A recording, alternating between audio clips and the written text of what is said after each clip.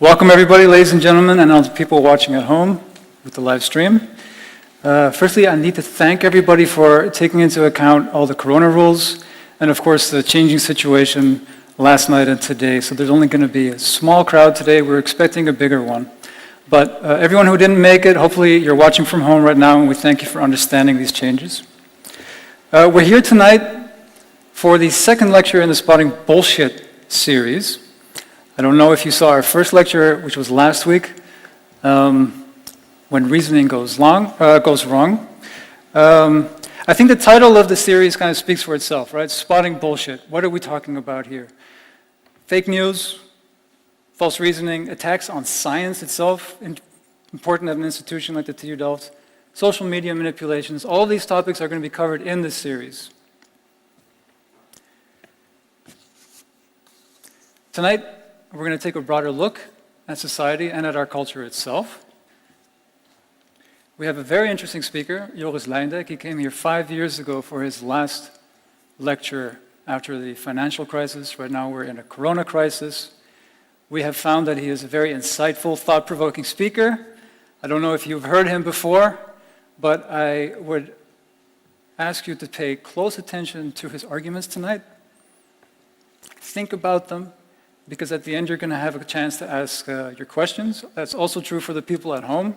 If you want to ask questions through the YouTube live stream, make sure that you've signed into YouTube, otherwise you can't post any questions.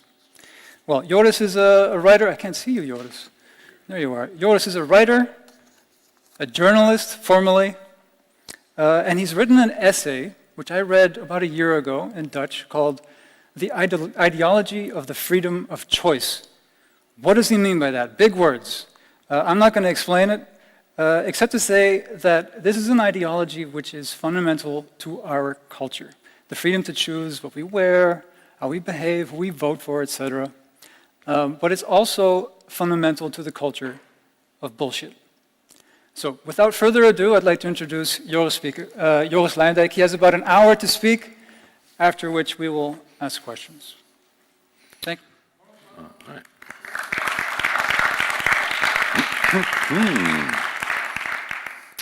Yes, thank you very much, all 30 of you in the audience, for making your way here. I'm genuinely flattered. Thank you also to all those, where's the camera, at home. Thank you for logging on, and thank you finally for Studium Generale Delft for having me, and also for wildly overselling me on the Delft Studium Generale website. I'm quoting, "Joris will critique the core of Western culture, namely the freedom we hold so dear, but lets us make such bad decisions." And later, "Come see Joris lay down his controversial argument and put us all to shame." Well, to those of you in the audience who fell for this, sorry. I'm going to leave the core of Western culture well alone, whatever that core may be. Nor is my aim here to put you to shame, though I'm sure my Calvinist forefathers, who lived in and around Delft from the 17th century onward, would be very happy if I put you to shame. Maybe I will, a little bit. Depends on how you respond. What I will most certainly not do is offer solutions to the problems I'm here to discuss.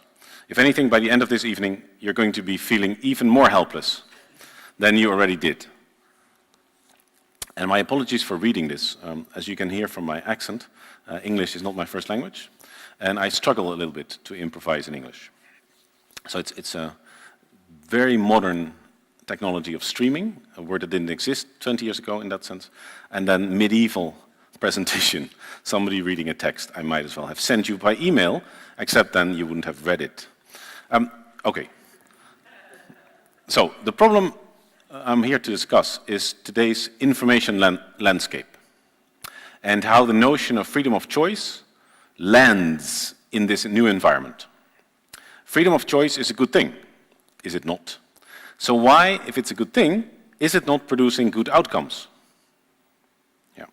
My argument here, in short, will be that the new information landscape offers almost complete freedom of choice. But it is freedom without context. And the choice made in a void is not freedom, it is chaos. And this is what we're seeing on the web today. Growing information chaos that in turn fosters opinion chaos. And democracy cannot survive in a sea of dis and misinformation. not in the long run, because votes lose their meaning. What do they express? Did the British electorate really want to leave the European Union? Or did millions vote for Brexit because they were told nothing would change except that the health service would receive billions a year extra? We don't know and we cannot know. Some time ago I lived in the dictatorship called Egypt for a while, and there you can see firsthand why dictatorial systems are so keen on fomenting opinion chaos. Because democracy is all about trust. And when nobody can be trusted, because there's no reliable information about anything or anyone, only one truth remains: who is the strongest? And so no wonder that the disseminators of fake news in the West are all strongmen who believe that might makes right. Now, let me give these gentlemen the chance. I think in America you say, glad you could make it.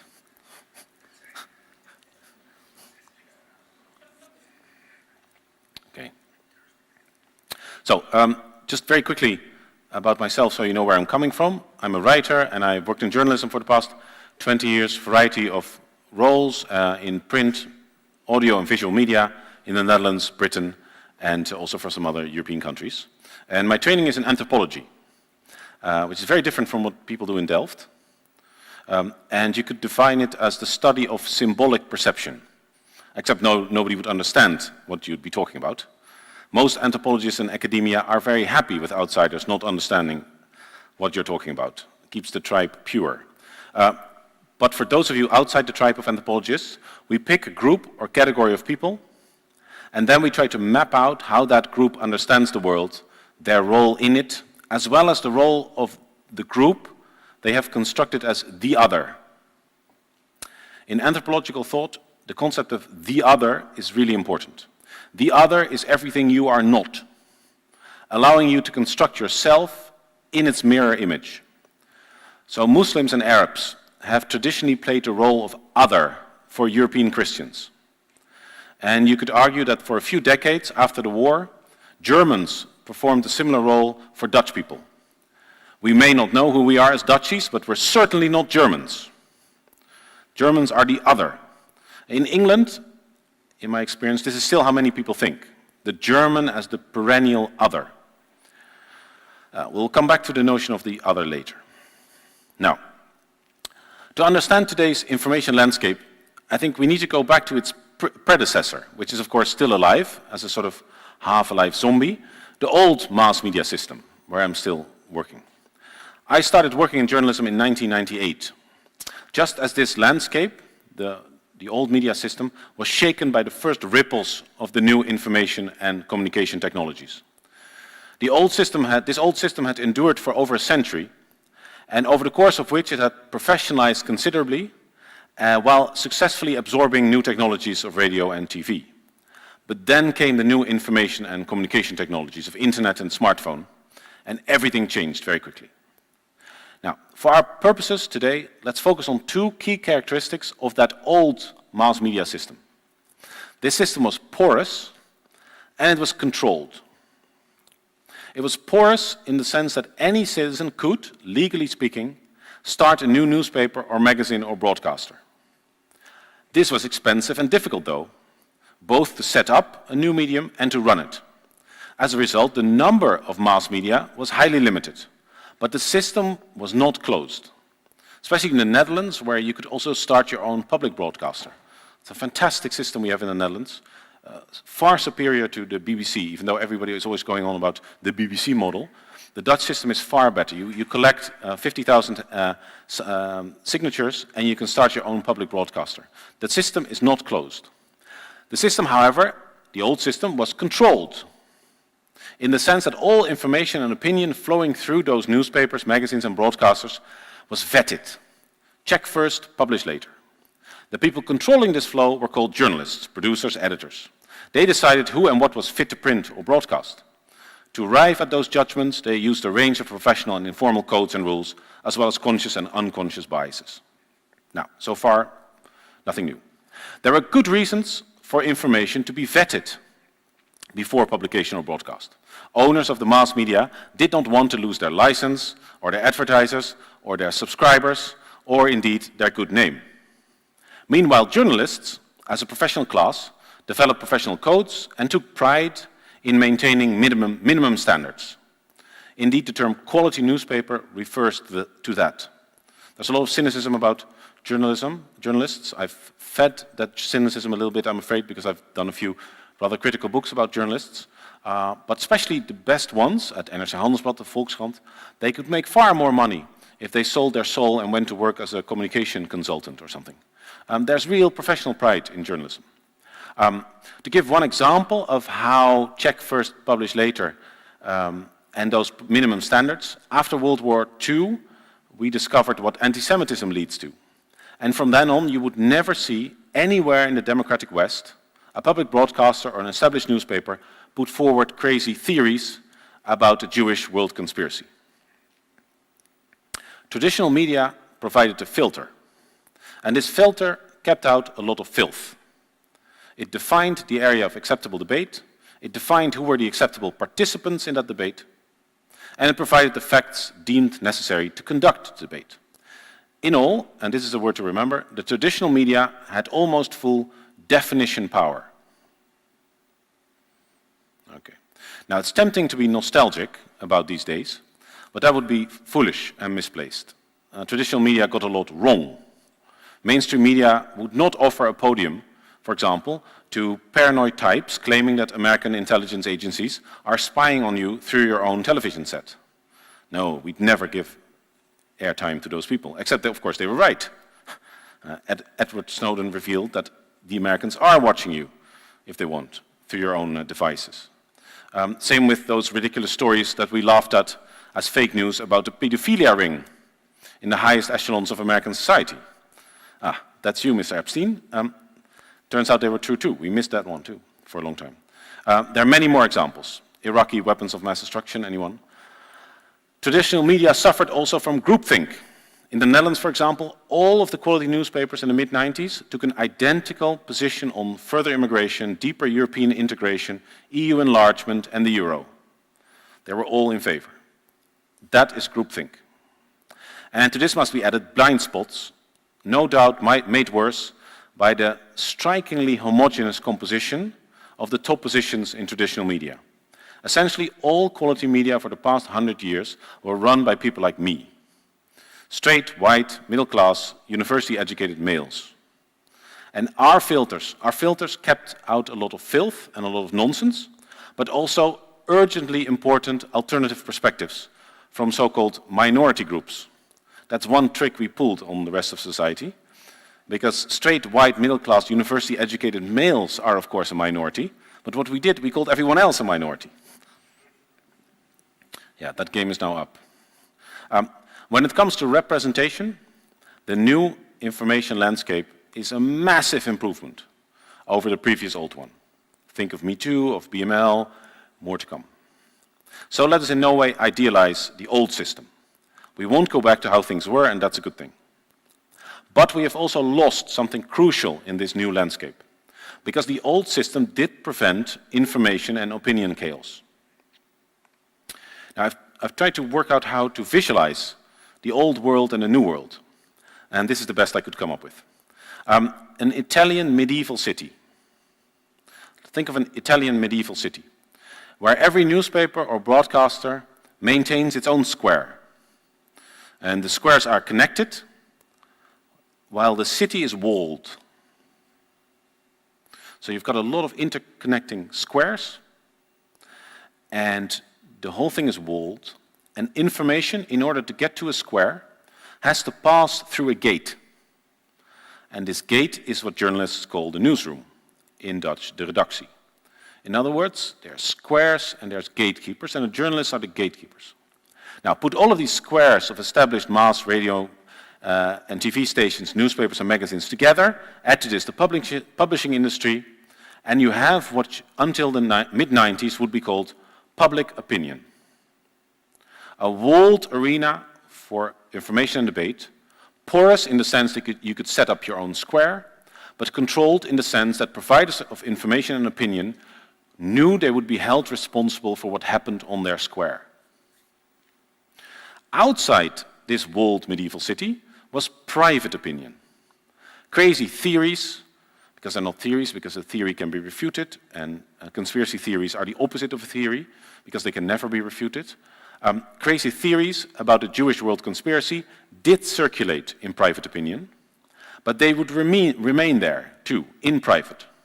Nobody in private opinion had a platform for those crazy ideas, so everyone was on their own with their views. They could write a letter to the newspaper, hand out flyers in their neighborhood, self-publish a book, or demonstrate in front of parliament. That was about it.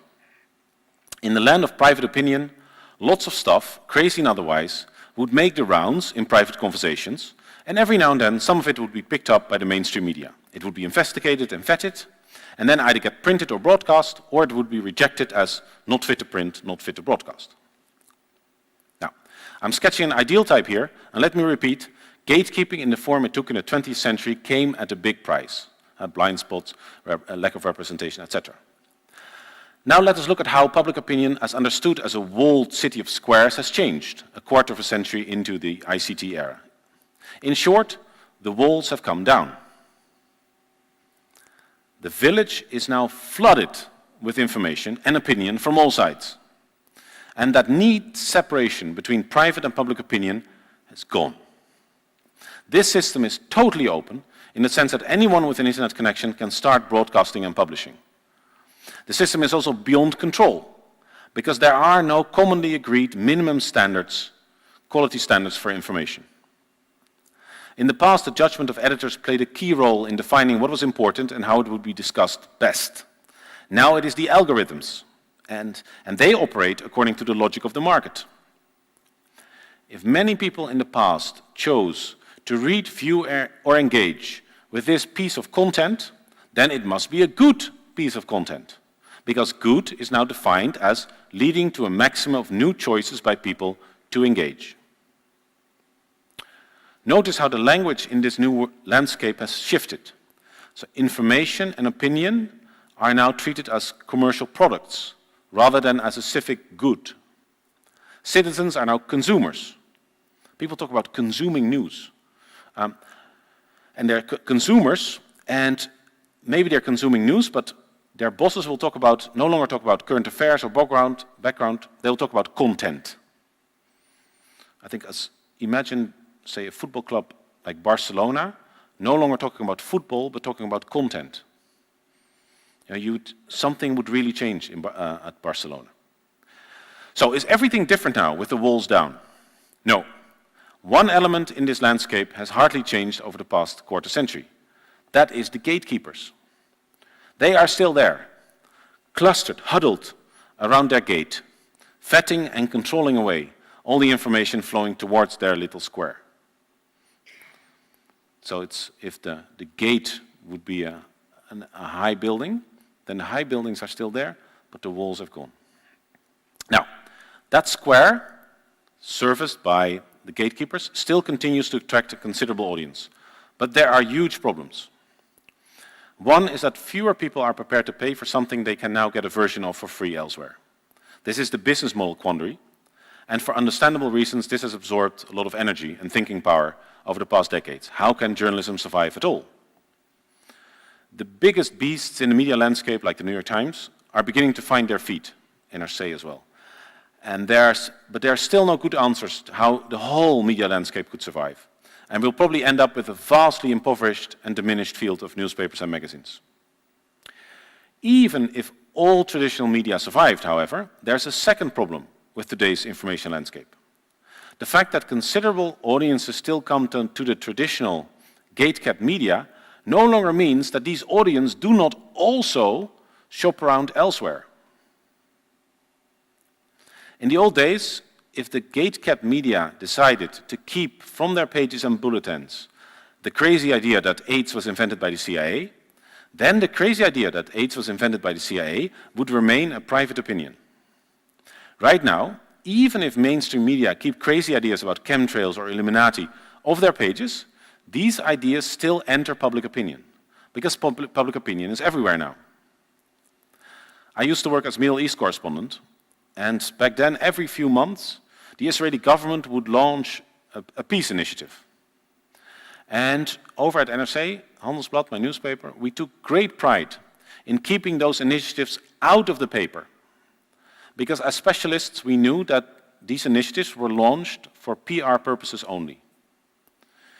And in the old information landscape, this would work. Very few of our readers would even hear about the PR peace initiative of the Israeli government. But today, with those readers' social media feed and easy access to 1,000 sources of wildly different reliability, it is anyone's guess whether today's readers will hear about it and fall for it. So the old strategy of simply denying the crazies a podium no longer works when there are so many more podiums. Even worse, research shows that people struggle to remember where exactly they picked up a particular piece of information or insight. Was it on the pages of a medium with minimum standards and fact checks, gate-kept? Or did they pick it up from the article itself, or from the comment thread, or perhaps from the web page they clicked on next? Especially on platforms such as Facebook or Twitter, sources tend to look the same, especially if you scroll down and you only read the headline. Problem 3, finally, is the biggest and the most interesting.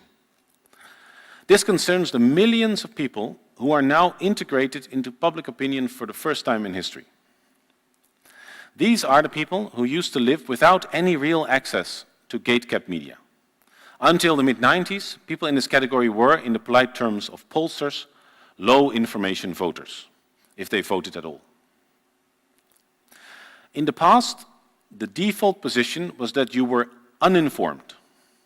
Then, if you decided to take an interest in the world around you, there was the walled medieval city and its gate-kept media for you. 25 years into the ICT era, information and opinion about current affairs is absolutely everywhere for free and without any kind of minimum standards. As a consequence, the default position is no longer uninformed.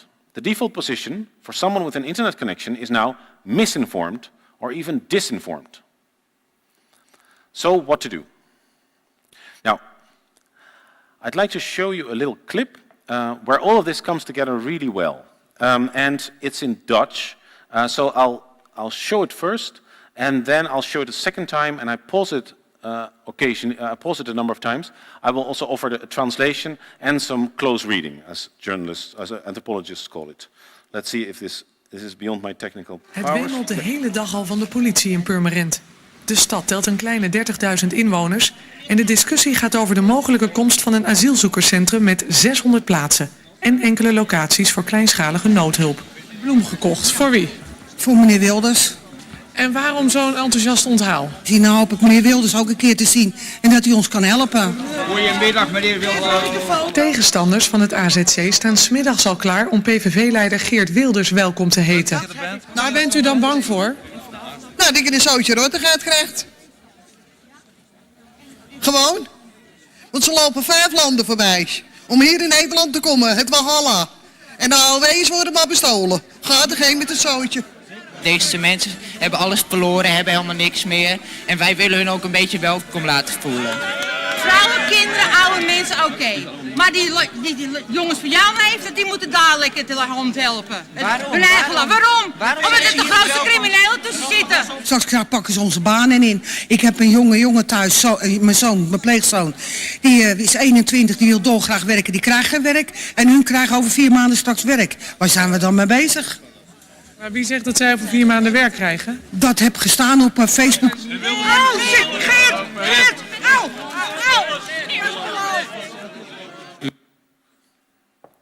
Now, this is my absolute favorite clip of all times, and it's a real shame that there aren't 1,800 people of you, but 30. I've now used the clip about 100 times for talks, and you imagine a packed auditorium, or an aula, or a theater, full of highly educated people, and they just burst out laughing.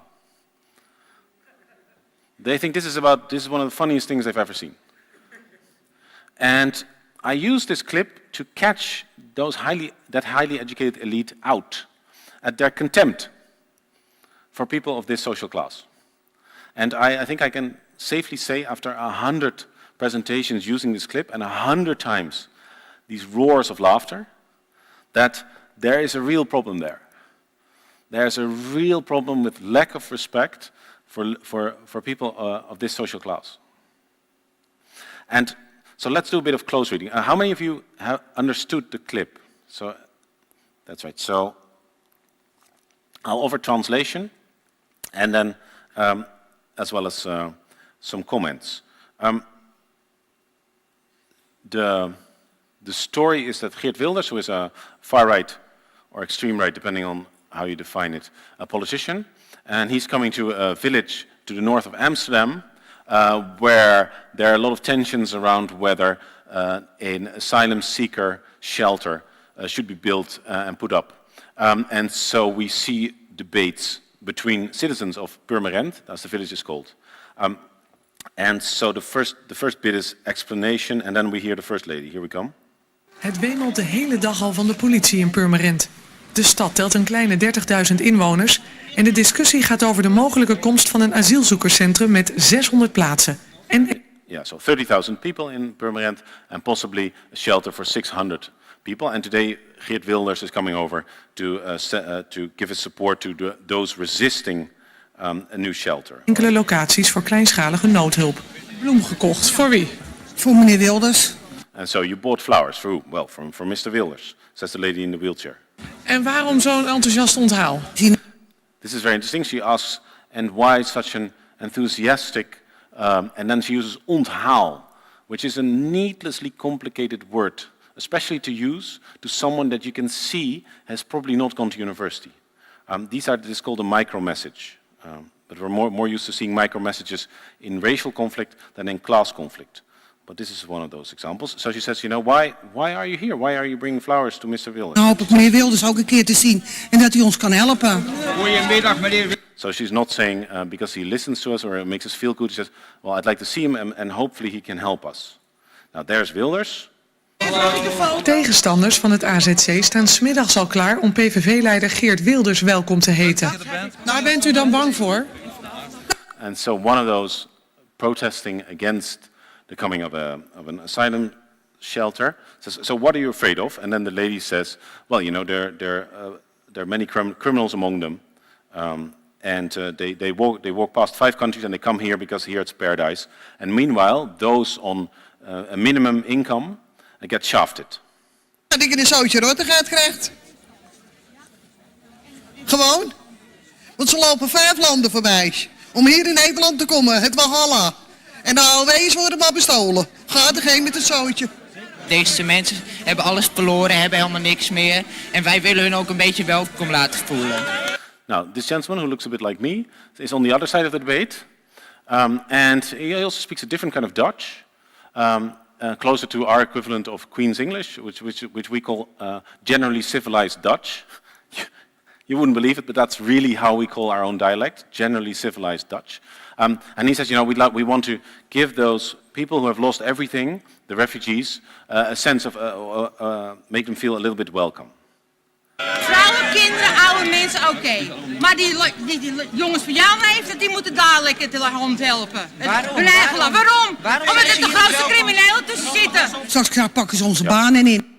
And so the other one was afraid of for criminal elements in the refugee flow. And this is the lady, and this is the bit I'm most concerned with. So she says, you know, they're going to take our jobs. I have a son at home, my foster son, and he's 21 years old, and he really wants to work, and he can't find a job. And they will be given a job in 4 months. What is this all about? And then the interviewer asks, well, what gave you the idea that they get a job in 4 months? And she says, well, that was on Facebook. Now, what I find so interesting here is that in the response of the highly educated elite, the sort of people who come to a lecture of Joris Luyendijk, is that there's apparently very little empathy with her. Because, you know, she's in a wheelchair and she's a foster parent. I mean, that's quite a sacrifice to make. You know, all of us are busy with our careers and, you know, concerned about the next step, building our CVs. That is incompatible with foster parenthood. With foster parenthood, you just have to be home. And you just have to be there for your foster child. I think, you know, somebody studying fiscal law, who is going to end up helping big companies avoid taxes, has far more status in society than her, whereas she is actually helping the Netherlands by providing a safe place for her son, her foster son, and she's all the way down. So why is it that these audiences, they have to laugh so hard at her incomprehension of what Facebook is, and they miss that first bit about her son, I think she feels so tied to him that she says, my son, my foster son. She corrects herself. And then, of course, she's a victim of fake news, as we see. What gave you the idea that people get a job, are given jobs in 4 months? Well, it was on Facebook. So here it goes. Ik heb een jongen thuis, mijn pleegzoon, die is 21, die wil dolgraag werken, die krijgt geen werk. En hun krijgen over 4 maanden straks werk. Waar zijn we dan mee bezig? Maar wie zegt dat zij over 4 maanden werk krijgen? Dat heb gestaan op Facebook. Oh, shit, Geert! Au!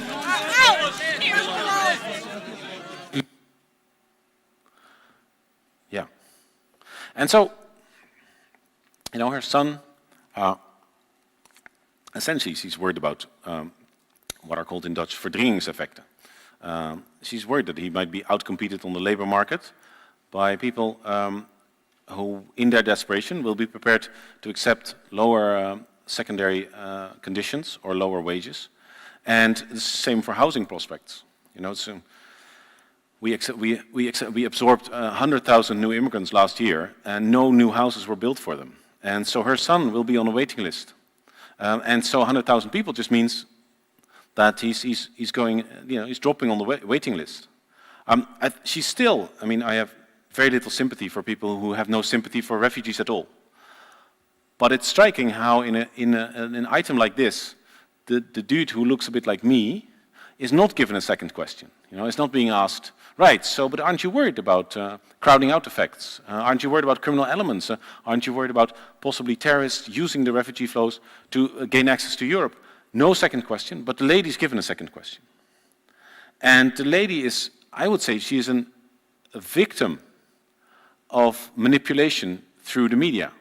Her mind is essentially contaminated with what is probably deliberately planted disinformation. And so I wonder, where's the empathy? And also, what do we blame the lady in the wheelchair for exactly?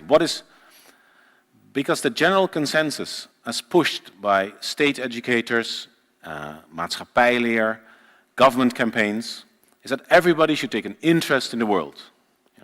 Don't leave politics to the politicians alone. Think for yourself. Be critical. Don't act like a sheep. Well, in a sense, that's what she's done. She's read an article or watched a clip, posted on Facebook. If we go back to the image of the walled Italian city, then the lady in the wheelchair was always among those dwelling outside those walls. She was essentially outside public opinion, people of her class. Her opinions were private, and so were those of her loved ones. Perhaps she watched the public broadcaster. A newspaper subscription would be well beyond her means, living as she does on AOW alone, which is really the minimum. Now, in a new media landscape, she can go online herself. Perhaps she has done so again after Corona broke out. So just imagine her sitting at home, coming across a conspiracy theory. It's a well-made clip, relying on visual information rather than text, which is easier for her, because if you followed it in Dutch, you could hear that she makes quite a few grammatical mistakes, which probably indicates that she's lowly educated. Now, she comes across a convincing-looking conspiracy theory. Now, maybe she has followed those government campaigns and she says, I have to think for myself, I have to be critical, so let's see what a traditional newspaper has to say. And oops, now she has to pay. So the conspiracy theory is free, and the refutation of the conspiracy theory is sitting behind the paywall. How logical is that? Now, in the old system, this made sense, because the default position was ignorance. And if you wanted information, you had to pay. Also, printing something on paper and distributing paper it costs money. The default position was ignorance. If you wanted information, you had to pay. In the new world, it makes absolutely zero sense to put behind a paywall good information that citizens need to make an informed choice at the ballot box, but also about how to conduct themselves in a pandemic like the one we're in right now. The big difference is now that public opinion is so much larger now than what is behind a paywall.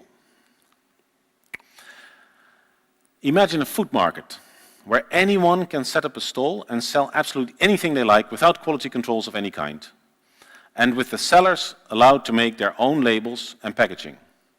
That is essentially where we are today with information. And this is how freedom of choice seems to be landing in the new information landscape. The same way that freedom of choice would land in that food market. People would buy whatever they like and they get sick. Except food poisoning works differently from mind poisoning. The body has a way of making pretty unequivocally clear what it can and cannot use. The mind, not so much. There's another difference with the food stall. We would never allow people to sell food without any quality checks whatsoever. But we do allow people to spread whatever opinions, interpretations they like.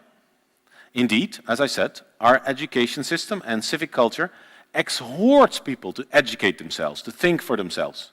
But when ordinary people do so, and they come back from the land of information chaos with the wrong conclusions, then we as the educated elite, we laugh at them, we ridicule them, the way we do with the lady. It's becoming almost a new genre in medium-brow and high-brow newspapers. Scornful columns about conspiracy theory believers, invariably written by highly educated men and women with huge privileges. How does that help in any way? How is such an arrogant rant going to help people, bring people back from the land of confusion and cognitive chaos?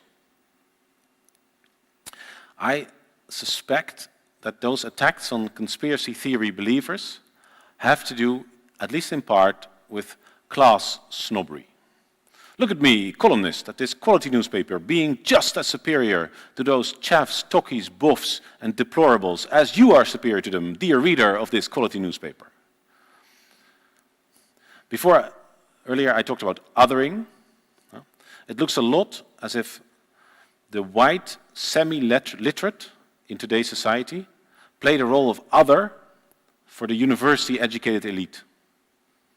So it's the one group that the university-educated elite feel that they can say anything about. And when the semi-literates and the illiterates and the low-information voters, when they become contaminated with fake news, we do not see somebody contaminated, we go, they're stupid. However, I think arrogance cannot be the whole explanation. The contempt for conspiracy theory believers masks, I think, helplessness. For what can we do as educated elite now that our mass media have lost their definition power? The trouble is, of course, that as the educated elite, we have always supported freedom of expression, but within the confines of the walled Italian city. For difference of interpretation and opinion to cohere, to come together into a meaningful debate, claims and statements need a context, an implicit guarantee by the gatekeeper that this person is who she claims she is. So no anonymity. The writer of this, even if you want to write anonymously in the newspaper has to know who you are. A guarantee that the writer is bona fide and open about any possible conflicts of interest, that the information presented is factually correct, and so on, and so on, and so on. Those minimum quality standards provide a context, and the traditional gatekeeper, in a way, attaches its credibility to whatever it presents on its podium. That is the context that allows for freedom of choice. Just like a food market with a minimum of regulation allows informed choices between different possible products. Now, today, the context necessary to process information and form an opinion is in deep flux because the walls have come down and very vulnerable to manipulation. Our Italian city is now just one bunch of squares among many in the vast information space called the internet. What to do? This is really difficult. We like freedom of expression. We like freedom of choice. But then, what to do when people choose to believe something we know to be nonsense? Now, it was mentioned in the introduction that I did an early piece about freedom of choice and climate change. There's another problem with freedom of choice, is that what if people choose to act against their own long-term interest? I think that's, in one sentence, a problem with climate. You ask people, do you want to become a climate refugee and spend the last days of your life on a little raft in the sea? They go, no, I don't. Right, then we need to take a number of measures. No, I don't want to take these measures. No, I'm going to vote for a party that says there's no such problem. Really, really difficult. Indeed, you can make this even more painful if, from the early 70s onward, we had done with the energy transition what we in the Netherlands are doing with our dikes and dams, then we wouldn't have had a problem in the first place. Now, with our dikes and dams, with our flood defenses, we've simply decided to place that issue outside of electoral competition. There is no freedom of choice in the Netherlands whether we're going to have good dikes. We simply do not make the question of whether we're going to fund our dikes a matter of electoral choice. This is simply consensus. And so we simply take the money we need to protect us from the sea, and that's what we spend. Boom. No freedom of choice and a safe country. Now imagine we would have done this from the early 70s onward with the energy transition. To not make that an issue for choice, say every year we take a 1% of GDP, by now we would have been energy neutral and we would have the biggest flourishing energy transition blah industry in the world. So I am really in favor of freedom of choice, but I also worry a little bit about freedom of choice producing really bad outcomes. And here on the internet, there's something similar. Now, I'm now faced with two options. I can say to you unequivocally that we are helpless, that we really don't know what to do about information chaos and about opinion chaos, that this toothpaste does not go back into the tube. In this case, if I come out and say openly that we are helpless, you will complain that I'm making you feel hopeless, and you're likely to turn away. You're going to use your freedom of choice to ignore my point. People will do almost anything not to feel helpless. Ask the psychotherapists. The second option is to point to things we can do. In that case, you can call me unrealistic. So I'm going to go for the second option and give you a few reasons to call me naive. Right. One thing we can certainly do to counter information chaos and especially opinion chaos is simply invest in people's cognitive skills. There are in our country, the Netherlands, one of the richest countries in the world, one of the most stable countries in the world. Only Britain has been as rich as we are for such a long time, for literally centuries.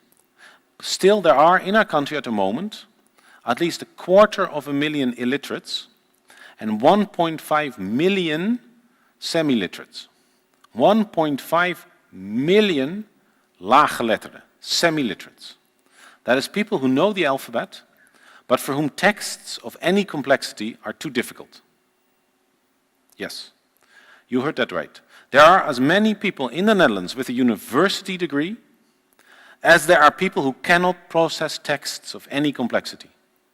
Our society invests massively in that 1.5 million with a university degree.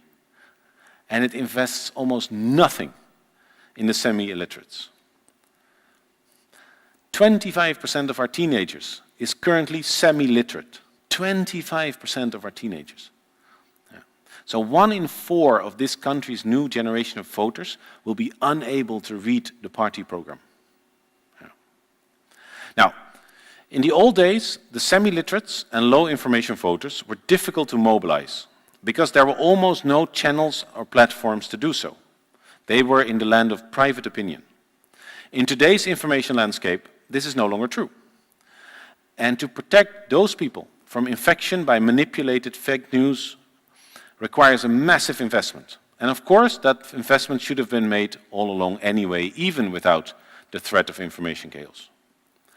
And to give you a sense of how important today's highly educated elite, that's us, how important today's highly educated elite considers the fate of 1.5 million of its fellow citizens, our government has allocated 80 million euros a year in the fight against low literacy, semi-literacy.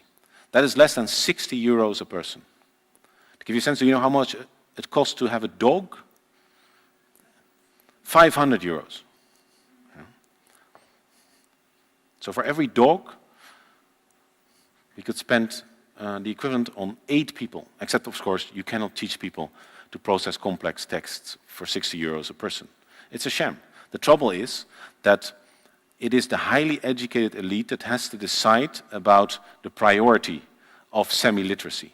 And the highly educated elite lives in a little bubble where they never come across semi-literates. That's the first thing. Invest in people's cognitive skills.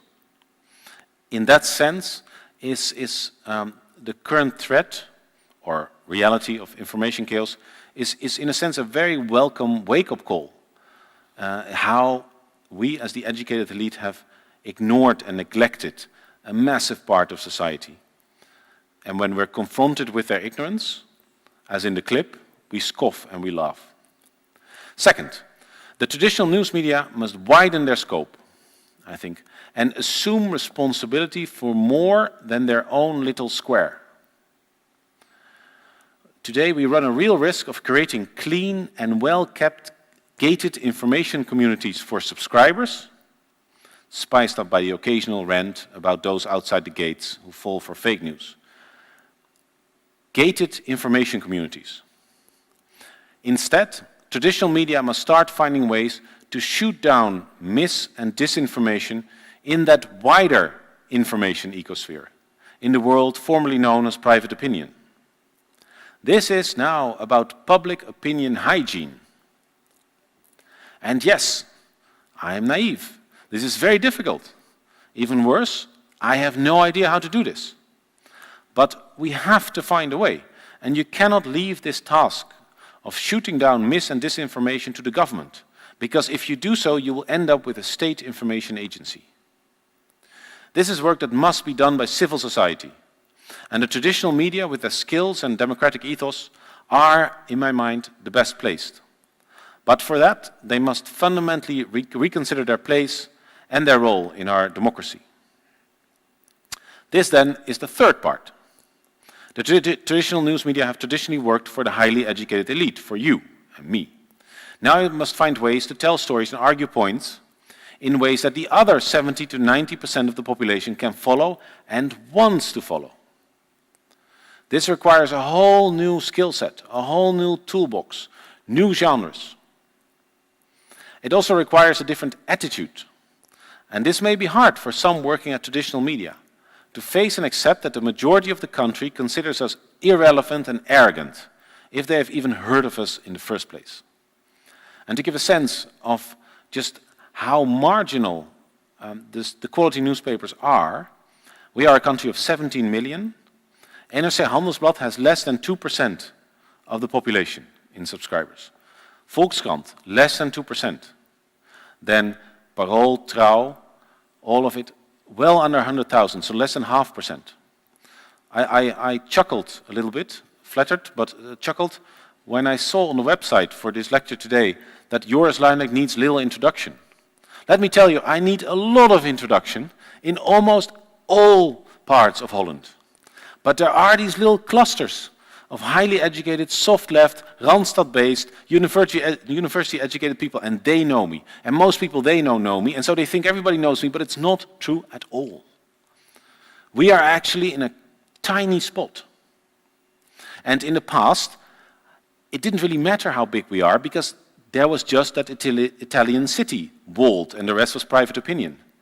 Right now, especially if, as they will in a couple of years, newspapers stop printing and they are online only. They are simply one website among many. So that is tough. And it's very tempting, to withdraw, innere immigration, to withdraw in that little square and the gate, and that nice gate, and your aging readers. Traditional newspapers, traditional news media, if they want to take charge and keep clean the new public opinion, the traditional news media stand at the beginning of a long fight, not to regain their credibility, but to establish it in the first place. And that is not how many of us working in quality journalism see themselves. Now, my final and fourth point is related to all this. A way must be found to make the squares of the traditional media freely available to all. Think of a 16-year-old who was swept away by one of the Zeitgeist documentaries. I don't know if you've seen any of these. Brilliantly made agitation propaganda, arguing that the attacks of 9/11 were an inside job by American or Israeli intelligence agencies. This 16-year-old is an open-minded girl and ready to look at the evidence arguing the contrary, that the 9/11 attacks were what they were, if only because American government agencies are too incompetent to pull off such a stunt. If you can pull off the stunt of in 9/11, why aren't you able to plant a few weapons of mass destruction in Iraq? Now, this girl sees the Zeitgeist documentaries, and then she'd like to hear the other side. Now, where is that girl going to find the evidence arguing that 9/11 was actually not an inside job? Behind a paywall. That makes no sense. That makes not only are we relying on freedom of choice in an area without any quality checks, then the bits where there were quality checks, we make them unavailable. Now, democracies are systems built around their public opinion. Now, for the first time in history, the new ICT, information and communication technologies, are making public opinion truly public. So not public as in public broadcaster or public works, but public as in open to literally anyone, like public toilets. In Dutch, there's openbaar and publiek. In English, it's public. The key question is then how to keep those toilets clean and proper, so they can do what they are put on earth for. If we fail, and I know it sounds apocalyptic, but I think if we fail, democracy in the long run is doomed. Opinion chaos and democracy don't go together. But if we succeed, then democracy can evolve to include all those who, until recently, were stuck in the land of private opinion. Now, I wish I could talk in more detail on the hows and lay out a fully formed plan to expand and reconquer public opinion, one bullet point after another, and to restore a form of information and opinion order. And this time, of course, with a truly diverse array of editors and journalists. But as I said, I don't know how to do this. I'm quite shocked how little thinking goes into this question.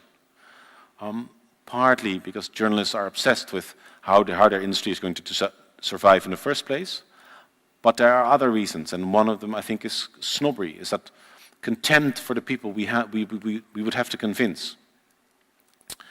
When I was working at The Guardian, a distinction was always made between the vision people and the delivery people. And I am in the first category. I'm the vision person, and then I give the problem to someone else, and they are the delivery people. Freedom of choice is a good thing, provided the options are limited to those that are safe. And so the big question is, who is to determine what is safe and what is not safe? Which puts us in a very uncomfortable choice between paternalism and censorship here and chaos there. And the old idea was that censorship had as its opposite freedom. But freedom has come to mean something very different in that new information landscape where private opinion has become public opinion. And so what if the choice becomes not freedom and censorship, but censorship and chaos? I think you go to China now, and you look around how they are doing with COVID, And I think you'll find quite a few takers for the idea that censorship actually works better. That's at stake. So who is to determine what is safe and what is not safe? The paternalists of the old order, the amoral algorithms that simply extrapolate the earlier choices in the marketplace, or perhaps something new, something as unimaginable now as a smartphone was in 1998. Having lived in a dictatorship, I pray for that third option, the miracle solution. But there's not a whole lot of time left. Thank you.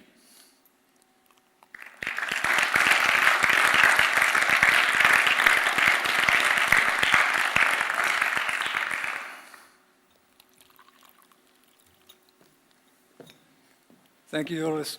I don't know how it is for the rest of you. That's a lot to take in. But still, we have another half an hour and we have time for questions. So if there's anybody here in the audience who has something ready to ask, please raise your hand, and my colleague Yolanda here will come to you with this extremely long microphone. I would ask you not to grab the microphone, okay, for obvious reasons. The people at home are also going to have a chance to answer questions. We're going to go one by one. Questions from the live stream and from the audience. So is there anybody here who has something that they'd like to ask Joris? Can you ask it into the microphone, please, for the people at home? Hi, I'm Dutch. So why didn't you mention the Telegraaf as a newspaper? Just, yeah. The Telegraaf is sort of in the middle between quality and chaos. But also the Telegraaf has a name to lose, and so you can tell from their struggles around Brexit, for example, because the Telegraaf is read by the business elite as well as a lot of entrepreneurs, and they are very much in favor of EU membership. But the Telegraaf also has this sort of populist element where they're mirroring British public opinion, and there they think Brexit actually really cool, and so you see them going back and forth like this. So they do set constraints. But their constraints are far less rigid than of actual quality newspapers.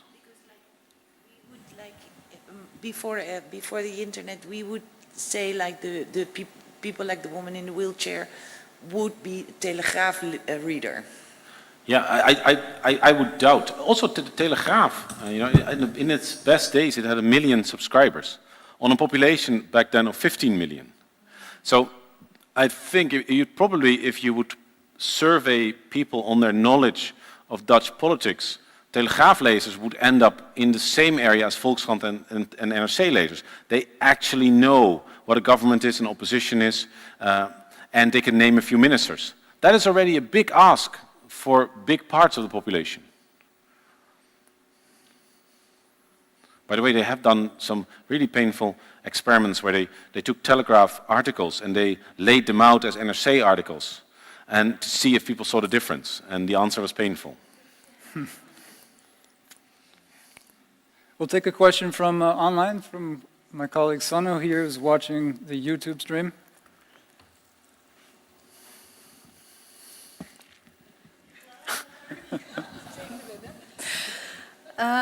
Yeah, the question is, how can the profit-based industry of journalism survive free opinions? Do the rich need to sponsor? Sorry, I missed that last bit. Do the rich need to sponsor? No, I think the genius of the old model was that there was at least in continental Europe, there was no owner. And in this sense, I think one of the things that hampers us in continental Europe is that we keep looking at America and Britain for guidance, because they're so articulate and they seem so smart, and they look like the people we see on Netflix in other roles and so on. But actually, the American and British system is so different. The Americans don't have a public broadcaster. Americans and Brits usually have owners of newspapers, whereas in the Netherlands, it's companies, it's not charismatic billionaires, or it's foundations, as in Germany. So I think the sponsorship by the rich, it is now happening. Also underhand, quite a few newspapers are taking money from billionaires. Extremely risky, because you're going to think twice about writing stuff about the guy who's financing you. I think Soros is a good example.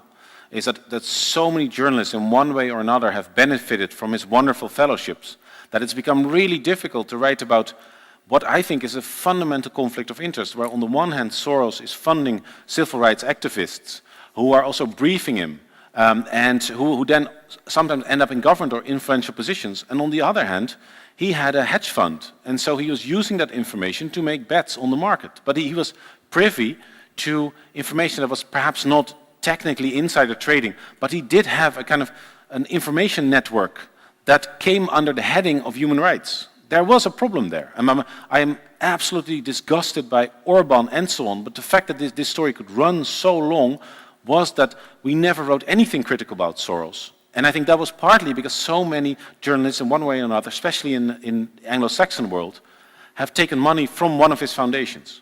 So the genius of the old system is that there were all these different streams. So there were subscribers and there were advertisers, but the advertisers were dispersed and were different. You could play the game in such a way that there was never one revenue stream that could exert defining power over your editorial decisions. So I think the best way would be lots and lots of citizens, highly educated elite, there you are, who understand the importance of a membership-based newspaper. The Guardian has now made this transition successfully. And that is fantastic. The Guardian is for free, and so it can actively go out and reach as many people as possible. I think that's the way forward. The Guardian is now funded by members. They have a trust. They made a very lucky deal with Auto Trader, a website for second-hand cars, which they were able to sell for an insane amount of money. And so they're using an insane amount of money, as well as lots and lots and lots of micropayments by ordinary readers. And that is, of course, the best way to guard against influence behind the scenes from a single individual if those revenue streams are so dispersed. The Correspondent has done quite well. I think Follow the Money is doing quite well. Yeah. And so it is possible to read those stories if you go through their Twitter feed or something. What is so striking about quality news is that it's ended up in the category of shampoo. So you think, okay, so I'm paying for good shampoo and now my hair looks better. So it's a transaction. And I think it should be in the area of Greenpeace. You know, I'm funding Greenpeace, not because it makes my hair look better or anything. It's just because I want Greenpeace to save a number of these charismatic animals. I may not even read their, frankly, quite boring emails, but I still want Greenpeace to be in the world. I think that would be a much better approach to information, not as a transaction. So I am more informed than you are, but you know, you're a highly educated elite or you're not. The understanding that the more people read this bit of good information, the better it is for society. So you have to think as a citizen rather than a competitive consumer. Do we have any other questions here? Yes.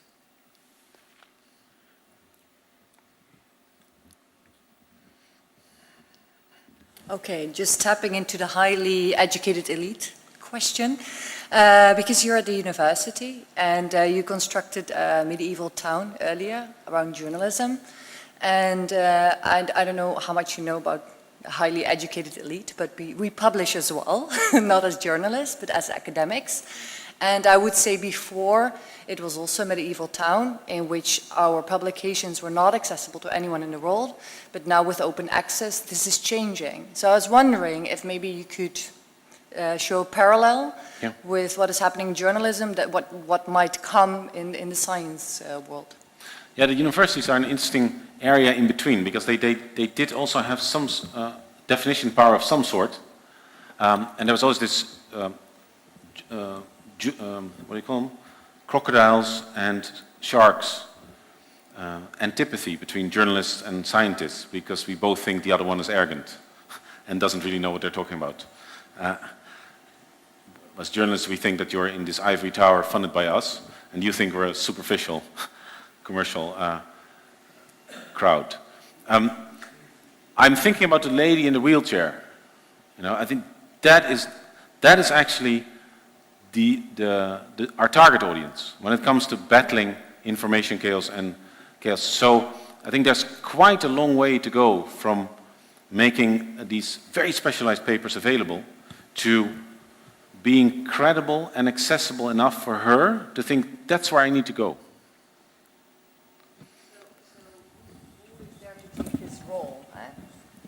So maybe, as an academic, so partially I think that is up to us as well. I mean, we have students, maybe they are not like the lady in a wheelchair, but maybe her foster child will be in the future.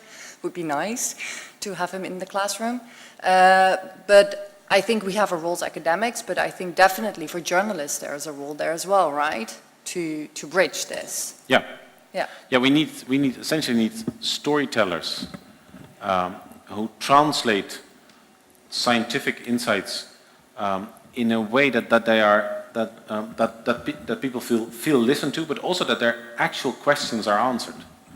And it will be very difficult because science trades in uncertainty and probability, and that is not how most people think. It's the same with the law. Judges, the term judge, not whether you're guilty, but whether it can be proven you're guilty. That is a nuance that is lost on almost everyone. So it will be very difficult, but right now we're not even trying. I think a good example was last week with Famke Louise, who is an influencer who has about 1 million followers on Instagram, who came out and said, I'm sick and tired of Corona, I'm no longer participating. And since she took money from the government earlier saying the opposite, she became the target of waves of contempt. She then went on TV and proved that she knew absolutely nothing about Corona. Those who made that program, who brought her on that talk show, knew that she knew nothing. Because before you bring someone on a TV program, you talk to them. There's it's called voorgesprek, pre-conversation. So they knew she was walking into a trap.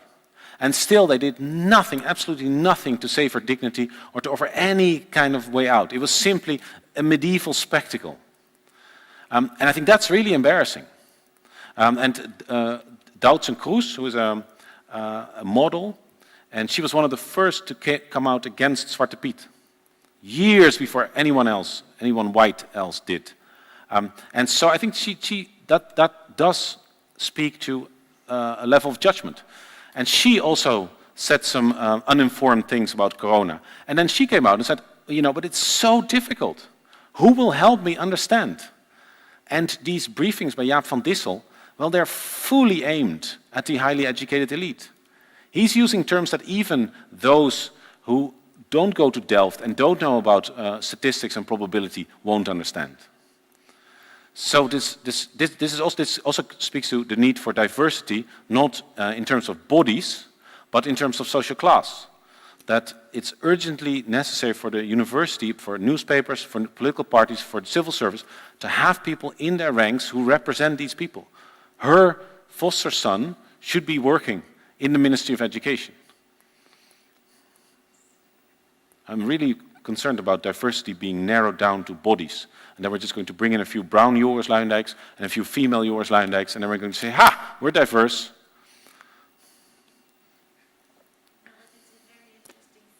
Ma'am, we're going to take a question from online next. Thank you. Oh, sorry. I have a question here. What strategies do you see as a media insider that traditional media companies are developing right now to stay competitive and combat fake news? Yeah, these are very different things. Stay competitive and combat fake news. I think that there are interesting experiments going on and attempts to transcend the old genres of journalism. Without becoming too technical, many of the genres in journalism, the news article background, but also the way an article is presented with a lead, these a little bit in bold, all these things grew out of the logistical constraints of a printing press and of a newspaper, and that everybody receives the same newspaper. And now slowly we're beginning to develop the possibilities offered by new technology and to personalize news and to try to offer people not a bland article that is one size fits all, but to adapt the size of the article, the nature of the article, to the level of prior knowledge. But all of this is extremely difficult, especially now that newspapers are in such difficult times, and they have to look at the next quarter. If you're going to cut the newsroom and at the same time you're going to do these experiments that are are very uncertain and may probably not bring in any money, that's difficult to defend if at the same time you're laying off people who've been with the newspaper for 20 years. So it's really difficult. You'd hope that, for example, influencers would begin to pick up this thread. In that sense, it's slightly depressing how it's been mainly fashion-oriented, that sort of thing. I'm thinking about one area where this is being done really well, and that is in language acquisition.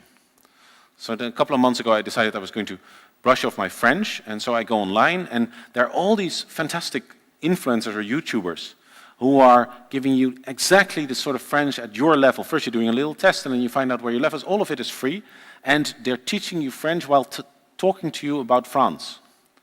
And it's all done essentially just out of, they also have built up a little business, and so they constantly ask you to order their book.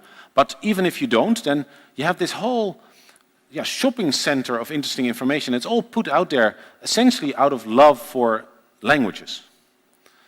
So it is early days, but I think so far the baddies are moving faster than the goodies, the good people.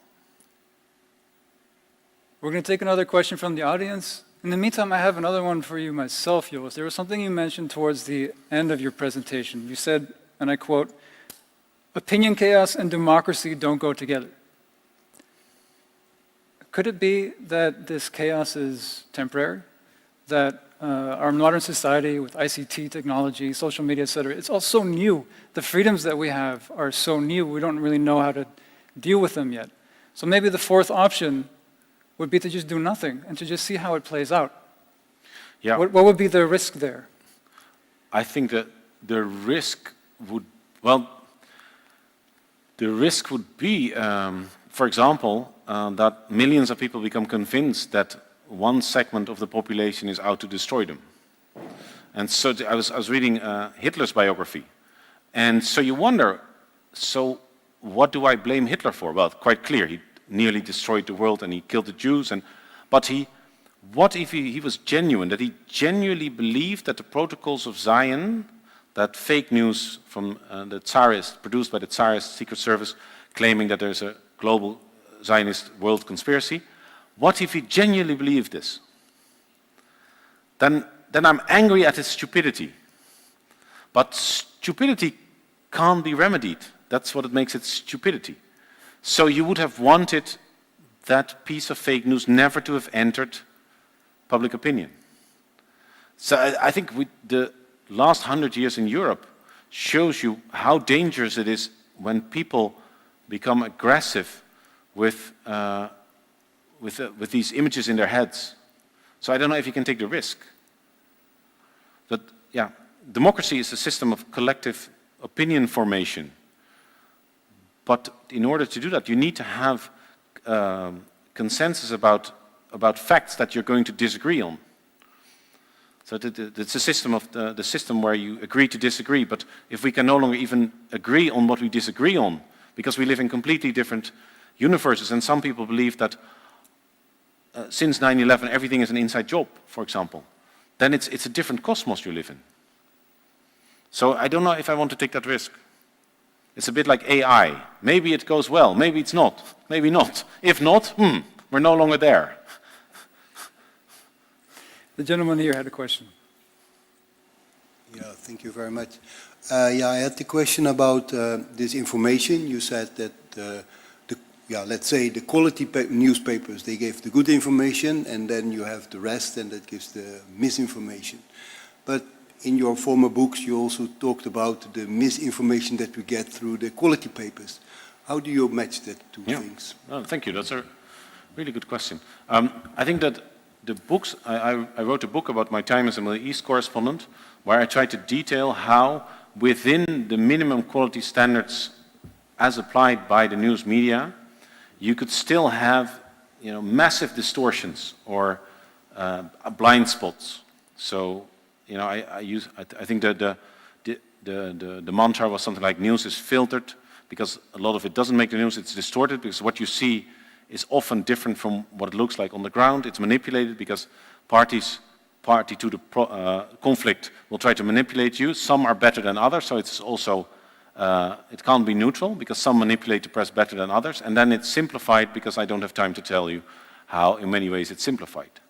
So all of that happens within those minimum quality standards.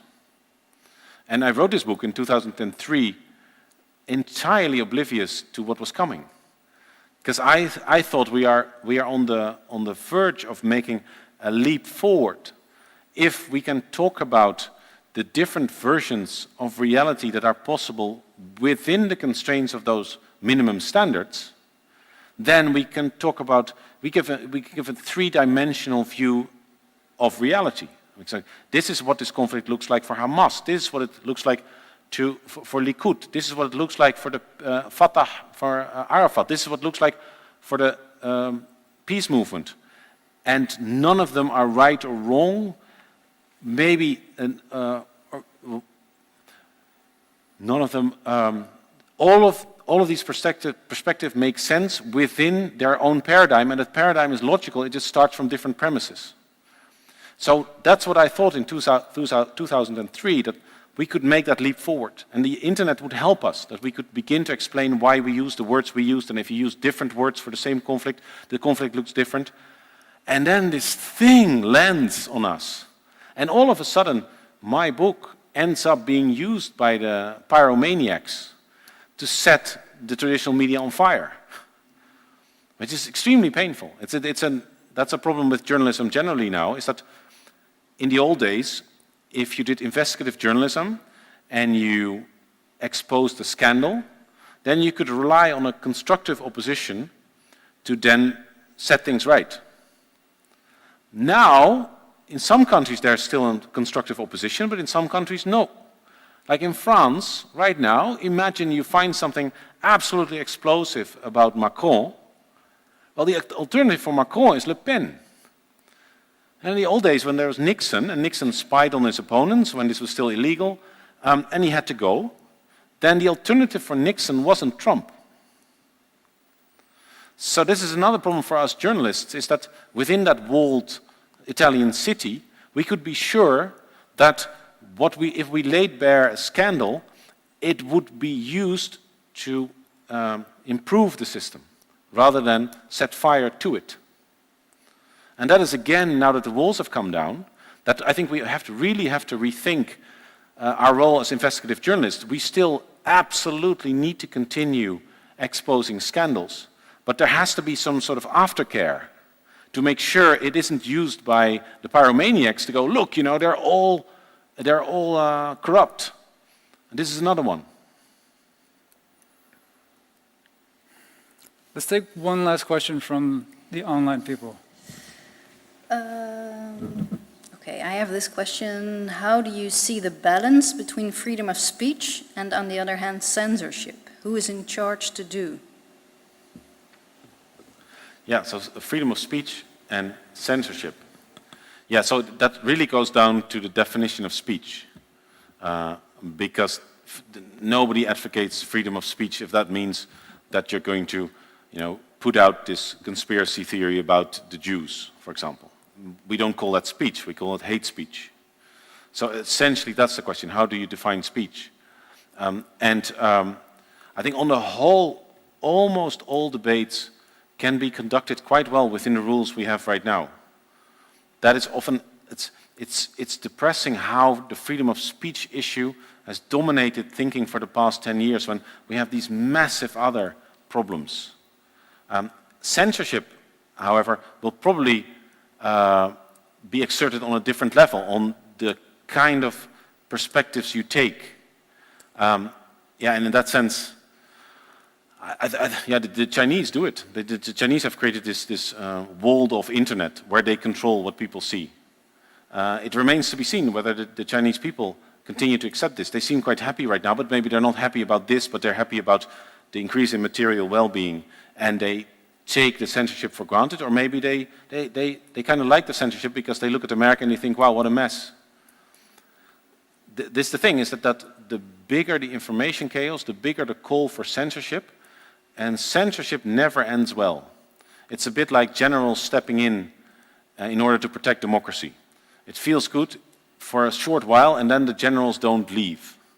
Censorship is like peeing in your bed. It feels really good for the first 3 seconds,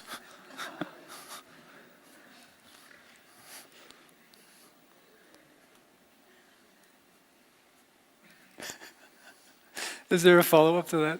No, that was it. I thought I'd let that one stand. All right. Can we get one last question from the audience? There's a gentleman in front here. Let's get 2 questions then. Yeah, my question or point has to do with your medieval town. I don't think it's medieval at all. I think it's in the 70s and the 80s. Medieval would be that there were others controlling, church, if you're a little bit later, socialist parties and so on. Finally, those walls get down now, and that lady has a voice. So why do you worry about it? Finally, we got rid of churches, including political churches. Yeah, and this is especially true for the Netherlands, where until the early 70s, our newspapers were really instruments in the hands of the different church dominations or the socialist movements. What I'm worried about is that instead of manipulation by the church, a whole new brand of manipulators comes up and manipulates her. And she is quite vulnerable to these manipulations because we have not invested in her cognitive capacities, and we're offering them almost no freely available, accessible entry points into information. And so it's striking if you read some of these testimonials by people who have gone over to the virus madness crowd, how similar they are to the jihadist radicalization, where a jihadist radical, we read interviews with his loved ones, and they go, it happened in a month. It's suddenly this rapid degeneration into a complete, in a spiral of conspiracies. So that's what I'm worried about. I think that the world, we don't want to go back to the world we came from because it had serious deficiencies, but the world we're heading into will have possibly even more serious deficiencies, but of a different nature. So, but yeah, it's a good thing the church no longer controls. It would be very interesting to see what the role would have been of the church in the Netherlands had Corona hit in, say, the 50s. If you want to know, you can read Nederlands Dagblad, which is a newspaper for our Bible Belt, for our fundamentalist Christians. And it's really interesting, because on the one hand, it's all about obeying God, obeying the government. They're very authoritarian. But on the other hand, you have to make sense of what God may mean with Corona. If you're into anthropology, it's great fun. You don't have to go to Papua New Guinea. All right. Final question, the gentleman in the back. Yolanda, have you spotted him?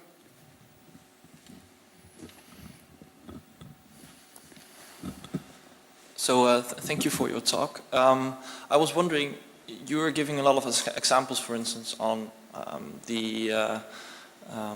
there's a choice you can make. For instance, in the US, you can either vote for Trump or there's the other part of the spectrum. But in the Netherlands, I think it's more diversified. So in a sense, is that our luck that it will not change that rapidly or go wrong that rapidly because we are more diversified and there are more alternatives, and that makes the opposition stronger, so to say, because the government, the political parties in the government always have to look for a compromise. Yeah.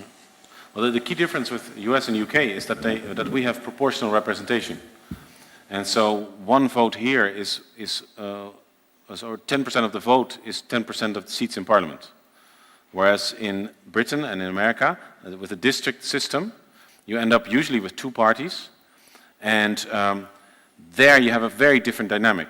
When I started out years ago in political science, when I studied political science, and they said, these proportional representation systems, they are inherently unstable because you get all these really creepy parties, and it's very easy for them to get a seat in Parliament. Whereas in district systems, it's almost impossible for a new party like this to break through. And this is true, American political parties have struggled, new ones, and the same is true for Britain. Now, however, we're seeing a completely new situation in Britain and America, where one of the main 2 parties commits moral suicide. So the Republican Party has committed moral suicide. It is now supporting someone who is the antithesis of democracy. And Boris Johnson is a funny version of that. But it's equally undemocratic. And so I think it's overrating the power of journalism to think that any kind of media activity could counter the suicide of one of the 2 major parties, if you have a system with 2 major parties. Then you're just lost. And the problem is that if one of the parties commits suicide, the other is tempted to commit suicide in a way too. So the Democratic Party is not moving because they think, well, compared to the idiot, we always look better. That's also how Boris Johnson came to power, because Labour had not committed moral suicide, but had committed electoral suicide by making Jeremy Corbyn its leader, who was unelectably unpopular among large parts of the population. So here I think you have to look at the political system rather than the media system, though they are related in a way. Again, we should stop relying on Anglo-Saxon thought to make sense of the world we're in, because the Anglo-Saxons have taken some road. There's the only thing to learn from them is not to go there. Yeah. I think that's a nice final Work on your thought. French. I have a feeling that Joris could go on all night answering our questions, but we should call it to a close. I want to thank everybody for your questions here. Can we get to the last slide, actually? I want to show that real quickly, because even if you have more questions and you didn't have time to ask them tonight, we do have more events coming up in this series. They're all lunch lectures. They're also going to be live streamed. So please join us for those as well. I want to thank the live stream audience, of course, for joining in and watching tonight and sharing your questions with us. For the people here, you're going to have to hold on for a minute because we have to leave the auditorium in a careful, respectful, safe manner. So we're going to ask the rows one at a time to leave. Like in church. Interesting analogy. Finally, again, Joris Luyendijk, thank you so much for coming tonight. Thank you.